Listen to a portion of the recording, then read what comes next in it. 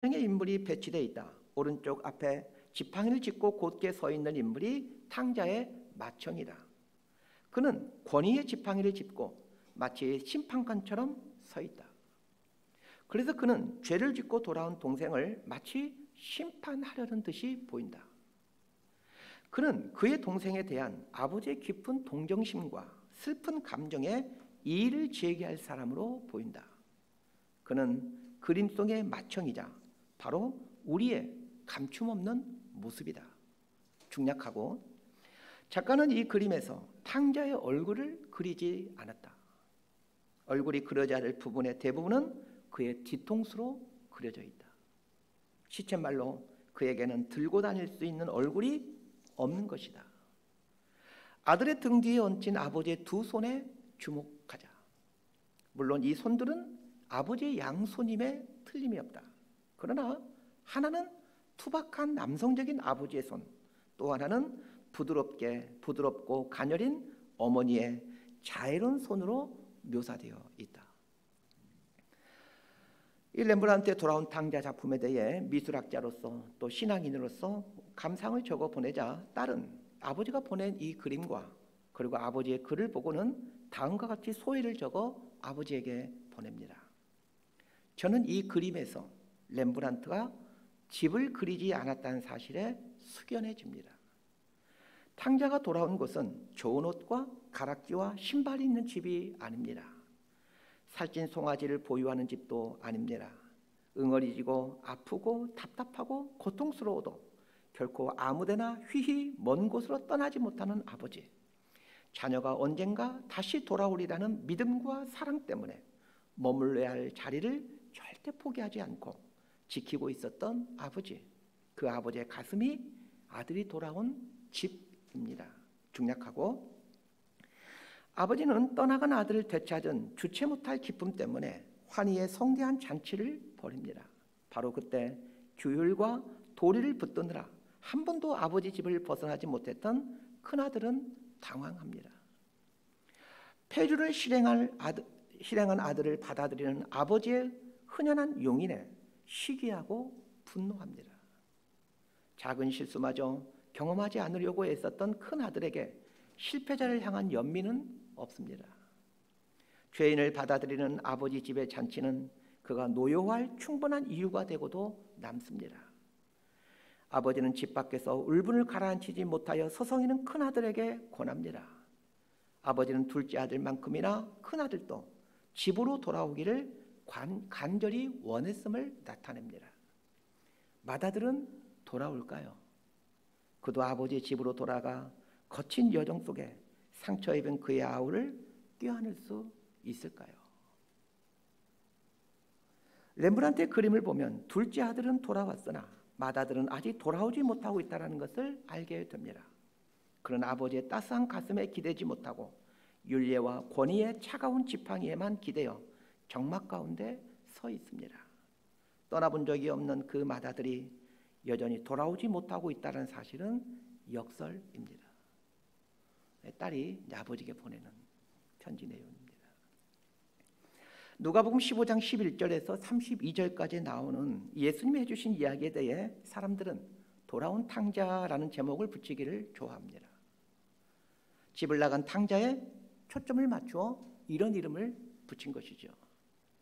그러나 위에서 소개한 아버지와 나누었던 그림 대화의 화자인 고 오근재 장로님과 그분의 따님인 오지영 작가는 둘째 아들의 초점을 맞추질 않고 맏아들의 초점을 맞추어 그림을 감상하고 있다는 것을 주목하게 됩니다. 저 역시 돌아온 탕자 이 성경 본문 앞에 설 때마다 둘째 아들보다는 맏아들에게 자꾸 눈이 갑니다. 그것은 기독교 신앙에 대해 진지하게 고민해 본 사람이라면, 또한 신앙인으로서 흠많은 자신의 모습에 아파해 본 사람이라면 누구나 갖는 경험일 것입니다. 기독교 신앙에 대해 진지하게 고민해 본 사람이라면 큰아들의 모습 속에서 자신의 모습을 보기 때문입니다. 위에서 고근재 장로님이 딸에게 보낸 감상평에서 큰아들과 관련하여 이런 말을 하는 것을 보았습니다. 그는 그림 속의 맏형이자 바로 우리의 감춤 없는 모습이다. 큰아들의 모습이 하나님을 믿고 있는 우리들의 감춤 없는 모습이다라고 말하고 있는 장로님의 고백은 예수를 진지하게 믿고자 하는 구도자들의 고해성사와 같습니다. 지난 시간에 다루었던 잃은 양 이야기, 잃은 드라크마 이야기, 그리고 오늘 본문인 이 잃은 아들 이야기는 모두가 예수님이 해준 비유입니다. 이 비유라는 말인 헬라어 파라볼레는 옆에 두다라는 뜻입니다. 예수님께서 세 개의 비유를 말씀하시는데 이 비유를 하신 목적은 옆에 두기 위함입니다. 누구 옆에 두기 위함입니까? 자, 우리 지난 시간 본문이었던 누가복음 15장 1절과 2절 말씀 함께 읽도록 합니다. 시작. 모든 세리와 죄인들이 말씀을 들으러 가까이 나아오니 바리새인과 서기관들이 수군거려 이르되 이 사람이 죄인을 영접하고 음식을 같이 먹는다 하더라. 세리와 죄인들이 예수님의 말씀을 듣고자 예수님께 나옵니다. 그래서 예수님께서 기쁨으로 이들을 환영하는 것을 보면서 바리새인과 서기관들은 수군거리기 시작합니다. 지난 시간에 수군거린다는 말이 불평하다라는 뜻이라고 말씀드렸습니다. 이에 예수님께서 잃은 양 비유, 잃은 드라크마 비유, 돌아온 탕자 비유를 하심으로 그들 옆에 이 이야기를 두심으로 그들로 하여금 자신의 모습을 보도록 해줍니다. 잃은 양 비유와 잃은 드라크마 비유를 통해 바리새인과 서기관들은 무엇을 깨달아야 합니까? 예수님께 말씀을 들으러 온 세리와 죄인들이 잃어버렸던 그 양 한 마리이고 잃어버렸던 드라크마 하나임을 깨달아야 했습니다. 더 나아가 이 잃어버린 양 한 마리를 되찾는 목자가 기뻐하고 있듯이 잃어버린 드라크마 한 입을 되찾은 여인이 기뻐하고 있듯이 잃어버린 한 영혼을 찾으신 하나님이 얼마나 기뻐하고 있는지를 깨달아야만 했습니다. 잃어버린 양 한 마리 비유와 잃어버린 드라크마 하나가 예수님께 나온 세리와 죄인들을 묘사하고 있다면 돌아온 탕자 비유는 세리와 죄인들은 물론 바리새인과 서기관들까지 묘사해주고 있습니다. 돌아온 탕자 비유에는 바리새인과 서기관들을 묘사하는 사람이 등장합니다. 큰아들입니다. 예수님은 돌아온 탕자 비유에 큰아들을 등장시키므로 바리새인과 서기관들 옆에 세워놓습니다. 비유 속에 등장하는 큰아들을 자신들 옆에 세워놓고 자신의 실상을 보라는 뜻입니다. 그러면 바리새인과 서기관이 없는 지금의 시대에는 큰아들은 누구를 말하는 것입니까? 먼저 예수를 믿고 있는 우리들을 말해줍니다. 특히 교회를 다닌 지 오래되신 분들을 가리킵니다. 그래서 이제 막 신앙생활을 시작하시는 분들은 둘째 아들을 자신의 삶 옆에 두어야 되겠지만 신앙생활 하신 지 조금 되신 분들이라면 큰아들을 자신 옆에 세워놓고 자신의 모습을 보아야 합니다. 이렇게 각자에 해당하는 사람을 자신 옆에 세워두고 진지하게 하나님을 바라볼 때 하나님께서 각자에게 들려주시는 음성이 있습니다. 이러한 태도가 하나님의 말씀인 성경 앞에 서 있는 신자의 바른 태도입니다. 세 개의 비유 이야기는 기독교 신앙이 다른 종교들과 그 근본부터 다르다는 것을 말해줍니다. 이 땅에 있는 모든 종교는 인간이 신을 찾아가는 이야기입니다. 고등 종교이든 하등 종교이든 간에 모든 종교는 인간이 신을 찾아가는 것을 말해줍니다. 단적인 예로 고등 종교의 하나인 불교를 생각해 보십시다. 불교는 수행을 통해 부처에게 나아가므로 열반에 이르는 것을 그 핵심 사상으로 삼고 있습니다. 그래서 열반에 이르는 수행 방법들을 중요하게 여기고 또 그것들을 자세하게 가르칩니다. 이것은 불교에만 있는 일이 아닙니다. 모든 종교는 인간이 신에게 나아가는 법을 말합니다. 그래서 모든 종교들은 종교 의식을 중요하게 여기는 것입니다. 왜냐하면 종교 의식이 그 종교가 신봉하는 신에게 나아가는 방법이라고 믿기 때문입니다. 그러나 기독교 신앙은 하나님이 인간에게 찾아오는 것을 그 핵심으로 삼고 있습니다. 하나님이 인간을 찾아오는 것이 기독교 신앙의 출발이고, 찾아오신 하나님에 대해 어떻게 반응할 것인가를 말해주는 것이 기독교 신앙입니다. 찾아오신 하나님을 받아들이는 것을 통상 우리는 믿음이라고 표현합니다. 내가 하나님을 찾아서 믿은 것이 아니라 찾아오신 하나님을 믿는 것입니다. 믿는 것이 먼저가 아니라 찾아오심이 먼저입니다. 찾아오심이 먼저이게, 그래서 성경은 은혜로 인하여 믿음으로 말미암아 구원을 얻는다, 이렇게 말하는 것입니다. 만약 하나님의 찾아오심이 없이 내가 먼 곳에 있는 하나님을 찾아 내 힘으로 믿게 되었다면 구원은 나의 공로가 됩니다. 내가 찾아냈기 때문에. 자칫하면 구원을 이렇게 이해하고 신앙생활을 할 수가 있습니다. 잘못된 기독교 신앙이죠. 근데 이런 잘못된 신앙생활을 할 때에 어떤 현상들이 발생하게 되어지냐면, 큰아들의 갖고 있는 모습들이 삶에 나타나게 되어집니다. 지난 시간에 살펴본 잃어버린 양 비유와 잃어버린 드라크마 비유를 보십시다. 이 두 이야기의 핵심은 목자가 잃어버린 양을 찾기 위해 찾아간다는 것이고, 여인이 잃어버린 한 드라크마를 찾아 나선다는 것입니다. 달리 말하면 잃어버린 양 입장에서는 목자가 자신을 찾아오는 이야기이고, 잃어버린 드라크마 입장에서는 여인이 자신을 찾아오는 이야기입니다. 이렇게 하나님이 인간을 찾아가심으로 시작하는 것이 기독교 신앙입니다. 반면에 다른 모든 종교들은 어딘가에 있을지 모르는 미지의 신을 찾기 위해 갖은 방법을 동원하여 인간이 신을 찾아가는 것을 교리의 핵심으로 삼습니다. 이것을 신학적인 용어로 표현하면 자력 구원과 타력 구원이라는 말로 표현할 수 있습니다. 자력 구원, 자기의 힘으로 구원을 받는다. 타력 구원, 외부의 힘으로 구원을 받는다라는 말입니다.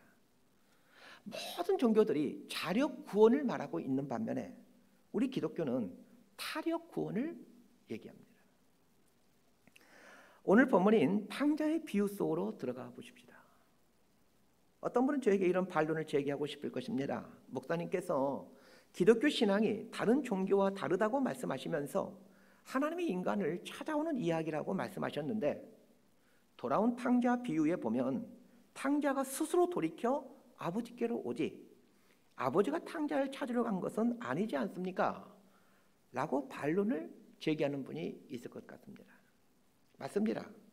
돌아온 탕자 비유를 보면 탕자가 스스로 아버지께 돌아오지 아버지가 탕자를 찾아 먼 외국 나라까지 가는 것이 아닙니다. 그러나 깊이 생각해 보시길 바랍니다. 탕자의 삶에 아버지께서 어떻게 찾아오셨는지를 보십시다. 자, 17절 말씀을 함께 읽도록 합니다. 시작. 이에 스스로 돌이켜 이르되 내 아버지에게는 양식이 풍족한 품꾼이 얼마나 많은가, 나는 여기서 주려 죽는구나. 이 말의 정확한 의미를 알기 위해서는 탕자가 행한 일과 탕자의 현재의 상황을 알아야 합니다. 한 아버지에게 두 아들이 있는데 둘째 아들이 아버지에게 유산을 미리 달라 하여 유산을 받아 먼 나라 외국으로 나가서 허람방탕하게 살아갑니다. 돈이 다 떨어지자 돼지를 치는 일을 하는데 돼지가 먹는 쥐염 열매조차도 배부르게 먹지를 못합니다. 둘째 아들이 돼지를 치면서 돼지의 열매를 먹는다라는 말은 그가 돼지 치는 목자가 되었다, 단순히 그런 뜻이 아닙니다. 유대인들은 돼지를 부정한 짐승으로 여기고 돼지고기를 먹지 않습니다. 돼지를 친다라는 말은 하나님을 믿는 신앙에서 완전히 떠났다라는 것을 말해주는 상징입니다. 하나님을 떠나 비참한 삶을 살아가다가 어느 날 아버지를 생각합니다. 그러면서 아버지 집의 종들조차도 풍족하게 살고 있는 것을 기억하죠.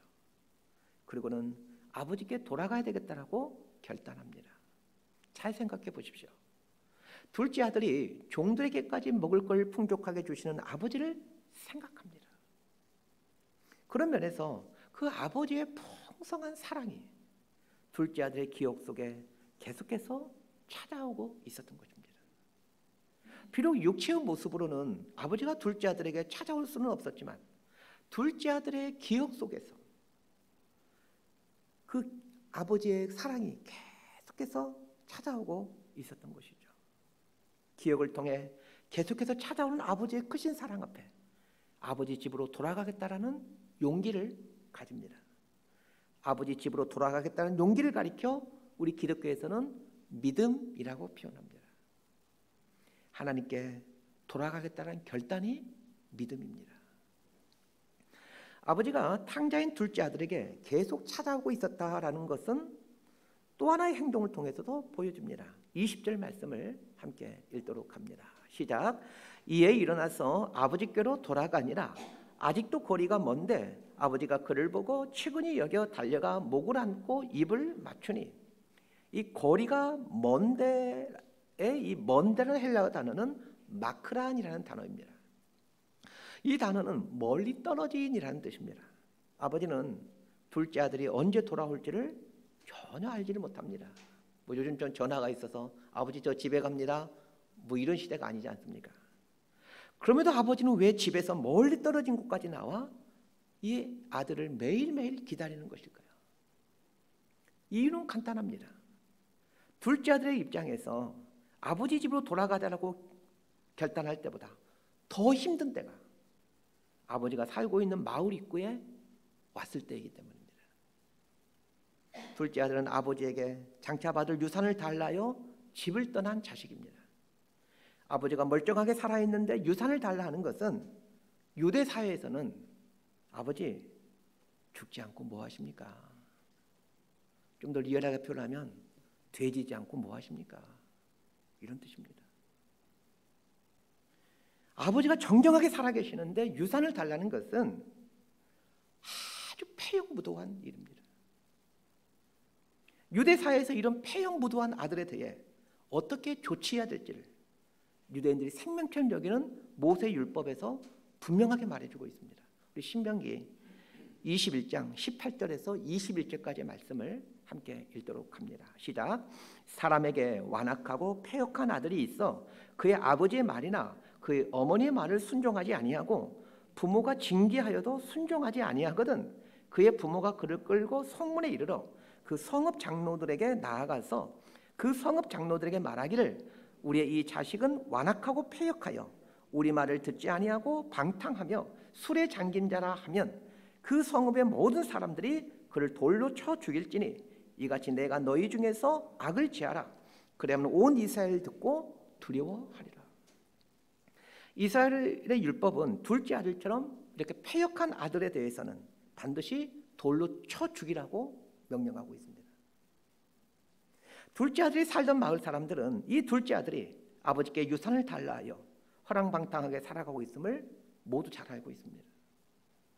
둘째 아들이 아버지 집으로 돌아갔다가는 마을 사람들이 던지는 돌에 의해 죽임을 당한다는 것을 너무 잘 알고 있습니다. 아버지가 왜 마을을 떠나 멀리까지 나와서 언제 올지도 모르는, 아니 돌아오지 않을 가능성이 높은 둘째 아들을 기다리고 있는 이유가 무엇입니까? 혹 둘째 아들이 용기를 내어 집으로 돌아오다가 마을 입구에서 다시 되돌아갈 가능성이 높다라는 것을 이 아버지는 알고 있었기 때문입니다. 그래서 아버지는 집에서 기다리질 않고 마을로부터 멀리 떨어진 곳까지 나와 이 둘째 아들을 매일매일 기다리는 것입니다. 마을을 떠나 멀리까지 나와 있는 이 아버지의 이러한 모습은 아버지가 둘째 아들에게 매 순간 찾아오고 있었다는 것을 반증해 줍니다. 예수님은 잃어버린 양 한 마리를 찾아가는 목자를 보여주며 잃은 한 드라크마를 찾기 위해 동분서주하는 여인을 보여주며 작은 아들 찾기 위해 동구밭까지 나아가 있는 아버지를 통해 참된 기독교 신앙은 우리를 찾아오시는 하나님에게서 시작된다는 것을 말씀해 주십니다. 꼭 기억하셔야 됩니다. 기독교 신앙은 하나님을 찾아가는 인간의 이야기가 아니라 나를 찾아오시는 하나님의 이야기라는 것을 말입니다. 나를 찾아오시는 하나님의 크신 사랑을 알게 될 때, 그리고 나를 찾아오시는 하나님의 사랑을 신앙생활의 출발점으로 삼고 살아갈 때, 그때부터 바른 기독교 신앙을 갖게 됩니다. 이 기독교 신앙은 계율과 도덕을 뛰어넘는 은혜의 신앙이 될 수밖에 없습니다. 탕자의 비유 이야기가 24절에서 끝났더라면 해피엔딩으로 끝났을 텐데, 예수님은 25절부터 새로운 한 사람을 등장시킵니다. 큰아들입니다. 자, 25절 말씀 함께 보도록 하겠습니다. 시작. 맏아들은 밭에 있다가 돌아와 집에 가까이 왔을 때에 풍악과 춤추는 소리를 듣고, 둘째 아들과 관련해서는 그가 집에 돌아왔다라는 이야기로 끝을 맺고 있었죠. 반면에 큰아들에 대한 이야기는 밭에서 집으로 돌아오는 중에 멈추어 섰다라는 이야기로 끝을 맺습니다. 큰아들과 둘째 아들의 공통점이 있습니다. 모두 다 집으로 향하고 있다는 것입니다. 또 하나의 공통점이 있습니다. 아버지는 둘째 아들에게도 찾아오고 있었고 큰아들에게도 찾아가고 있었다는 것입니다. 그러나 이 두 아들에게는 아주 큰 차이가 있습니다. 둘째 아들은 집으로 돌아왔다는 것을 결론으로 하고 있고, 큰아들은 집으로 향하고 있었지만 중간에서 멈추어 서 있는 것으로 결론을 맺고 있습니다. 설교서두에서 기독교 신앙에 대해 진지하게 생각하고 신앙생활을 하는 분이라면 둘째 아들보다 큰아들에게 눈과 마음이 더 간다라는 말씀을 드렸습니다. 왜냐하면 오랫동안 신앙생활하는 사람의 모습 속에 큰아들의 모습이 너무나도 많이 발견되기 때문입니다. 그래서 고 오근재 장로님도 렘브란트의 돌아온 탕자 그림 속에 등장하는 큰아들의 모습을 말하면서 오랫동안 신앙생활해온 우리의 감춤없는 모습이다, 이렇게 말씀하신 것입니다. 큰아들의 삶의 동선을 보십시다. 큰아들의 삶의 동선은 집과 밭입니다. 아버지가 있는 집, 아버지가 일구어왔던 밭이 큰아들의 삶의 동선입니다. 아버지가 살고 있는 집에서 살고 있고 아버지의 땀과 눈물이 깃든 밭에서 대부분의 시간을 보냅니다. 큰아들은 한 번도 흐트러짐 없이 아버지의 집과 아버지의 밭을 오가면서 큰아들답게 살아왔습니다. 큰아들의 흐트러짐 없는 반듯함은 그의 말을 통해서도 여실히 증명되고 있습니다. 우리 29절 말씀 함께 읽습니다. 시작. 아버지께 대답하여 이르되 내가 여러 해 아버지를 섬겨 명을 어김이 없거늘 내게는 염소 새끼라도 주어 나와 내 벗으로 즐기게 하신 일이 없더니. 큰아들은 내가 여러 해 아버지를 섬겨 명을 어김이 없었다라고 말을 합니다. 이 말처럼 큰아들은 오랜 세월 동안 아버지를 섬겨왔고 아버지의 말씀을 어기지 않았습니다. 오랜 세월 동안 성실하게 그리고 책임감 있게 아버지의 집과 아버지의 밭을 지켜가는 일이 얼마나 어려운 일인지 아십니까? 우리는 큰아들처럼 성실하게 책임감 있게 아버지의 집과 아버지의 밭을 지켜가는 삶을 살아야 합니다. 그러나 아셔야 합니다. 자칫하면 이러한 성실과 책임감은 하나님을 믿는 사람이라면 성실하게 살아야 된다, 하나님을 믿는 사람이라면 책임감이 강해야 된다라는 율법을 만들어낸다는 것을 말입니다. 목사님들 중에는 설교 중에 자기 자랑을 하는 분들이 있습니다. 꼴 보기 싫습니다. 제 자랑을 좀 하려고 합니다. 제가 얼마나 성실하고 책임감 있는지 자랑할 텐데 듣고 싶지 않은 분은 잠깐 동안 양손가락으로 귀를 이렇게 막고 한 1분 정도만 있으시면 좋겠습니다. 3년 전으로 기억하는데 어느 여름날 저녁 배가 아파오기 시작했습니다. 지금까지 한 번도 경험하지 못한 독특한 모양의 배 아픔이었습니다. 저녁 시간이어서 병원 문은 닫았을 때라 내일 아침에 병원에 가야 되겠다 생각하고 참고 있는데 아무리 참으려고 해도 도저히 참을 수가 없었습니다. 1초가 1년 같았습니다. 수도 없이 시계를 보며 시간이 흐르기를 기다렸습니다. 그러다 참다 새벽 2시에 병원 응급실로 갔습니다. 코로나가 한창인 때라 복잡한 과정을 거쳐 겨우 응급실에 들어갔는데 이런저런 검사를 하게 되었습니다. 검사 결과가 아침에 나오게 될 것이고 내과 전문의가 출근하면 이제 진료를 보게 될 것이니 그때까지 응급실에서 진통제를 맞으며 기다려야 된다라고 하였습니다. 그런데 새벽 기도해야 할 시간이 다 된 것입니다. 부목사님이 계셨지만 새벽 기도의 설교를 하기 위해 병원을 나섰습니다. 병원에는 급한 일이 있어 잠깐만 나갔다가 얼른 다시 돌아오겠다라고 거짓말을 하고 교회에 와서 설교를 하고 다시 응급실로 갔습니다. 결과가 나왔는데 요로결석이었습니다. 인터넷에 요로결석을 검색해 보니 인간이 겪는 가장 큰 3대 고통 중에 하나가 요로결석이라고 합니다. 교회를 개척한 지 14년째가 되는데 14년 동안 새벽 기도가 있는 날 중에 새벽 기도를 빠진 날은 단 하루도 없습니다. 그것은 부교육자로 일할 때도 마찬가지입니다. 한 번은 한 성도님의 부모님 장례가 나 부산 장례식장에 가게 되었습니다. 성도님들을 태우고 저녁 7시에 출발해 11시에 도착하여 30분 장례 예배를 드리고 11시 30분에 출발하여 새벽 3시 30분에 교회에 도착하였습니다. 집에 가서 30분 자고 4시 30분에 일어나 새벽 예배에 나갔습니다. 새벽 예배 순서를 맡은 것도 아니었지만 새벽 기도에 나왔습니다. 이렇게 무식할 만큼 성실하고 책임감이 강합니다. 이제 귀를 떼시고 들으시기를 바랍니다. 이런 삶이 몸에 배어 있기에 이 큰아들을 묵상할 때마다 큰아들에게서 저의 모습이 자꾸 보여집니다.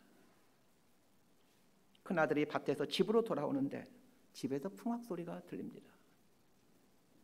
종에게 물어봤더니 작은 아들이 돌아와서 잔치가 열리고 있다라고 말합니다. 그 순간 큰아들은 집으로 향하고 있던 발걸음을 멈춰 세웁니다. 동생이 돌아왔기에 한 걸음에 달려 들어가야 되는 게 맞지만 큰아들은 도리어 가던 발걸음을 멈춰 세웁니다. 집에 들어가지 않으므로 이 불평한 마음을 지금 시위를 벌이고 있는 것이죠.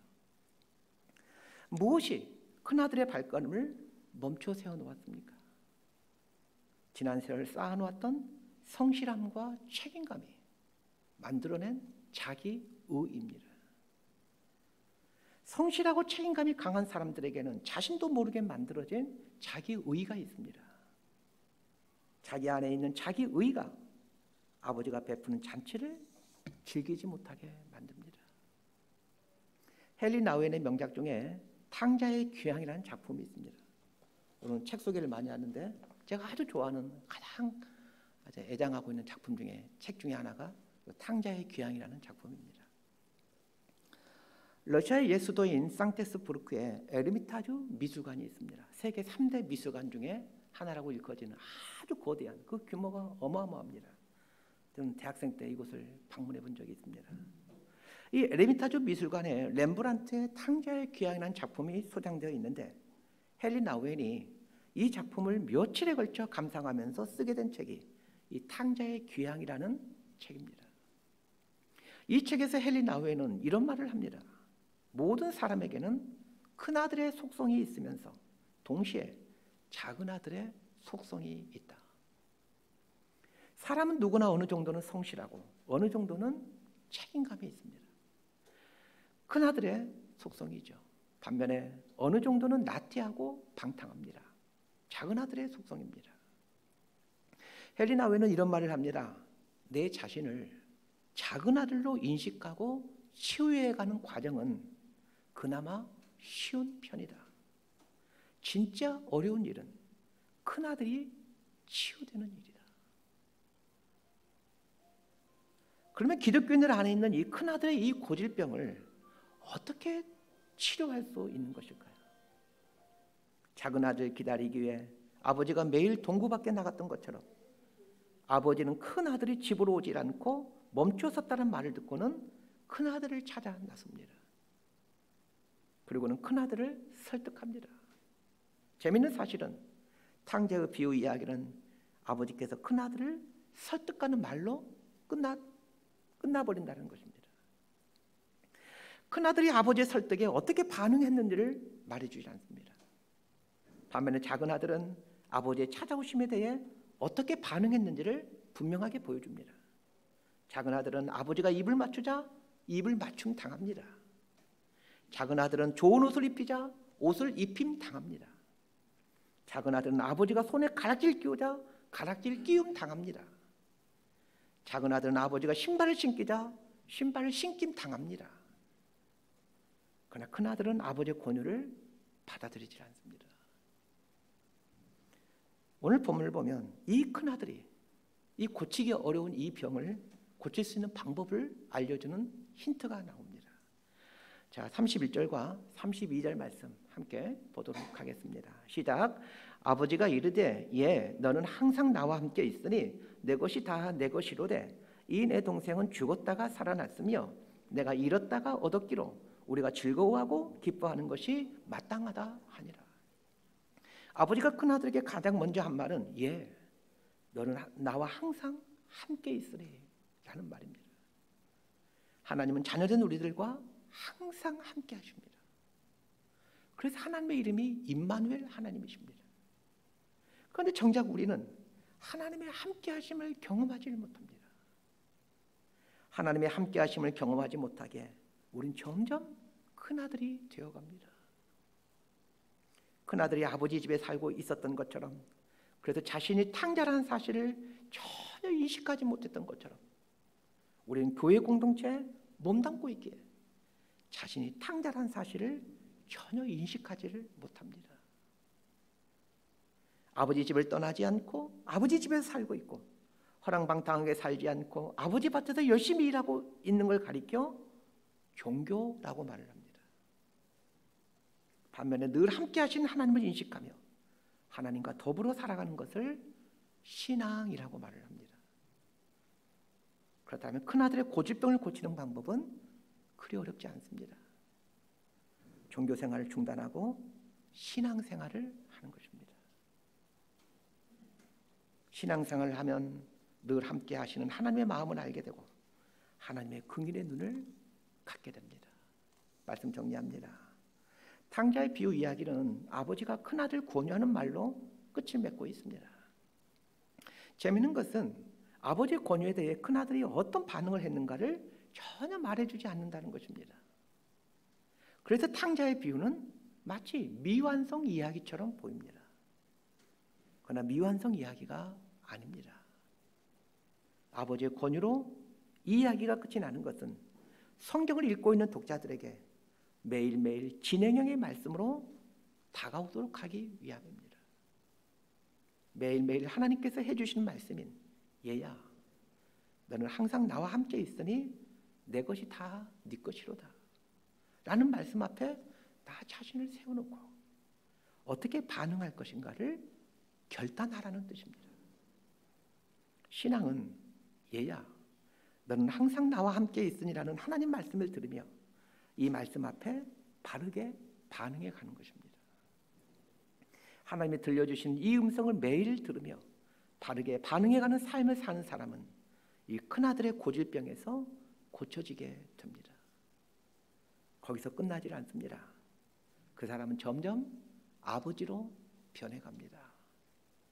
헨리 나우에는 탕자의 귀하는 책의 결론에서 이렇게 말을 합니다. 나의 최후의 소명이 다름 아닌 그 아버지처럼 되는 것이며 또한 나의 하루하루 생활 속에서 그분의 거룩한 자비를 보여주는 삶을 사는 것이라는 사실을 깨닫는다. 예수님은 탕자의 비유를 통하여 세리와 죄인들에게도 그리고 바리새인과 서기관들에게도 그들 모두가 탕자라는 사실을 그리하여 탕자를 찾아가시는 하나님의 사랑 앞에 온전히 반응하기를 촉구하고 있습니다. 그러면서 아들의 자리에서 멈춰서 있지 말고 찾아가고 받아주고 내어주는 아버지로 자라가라고 도전하고 있습니다. 매 순간 우리 삶에 오셔서 얘야 너는 항상 나와 함께 있으니 내 것이 다 네 것이로다라고 말씀하시는 이 하나님 아버지와 함께 살아가면서 하나님을 꼭 닮아가는 아버지로 성장해 갈 수 있게 되기를 진심으로 소망하고 축복합니다. 기도하겠습니다. 하나님, 폐영무도한 아들이 지친 몸을 이끌고 마을 입구까지 왔으나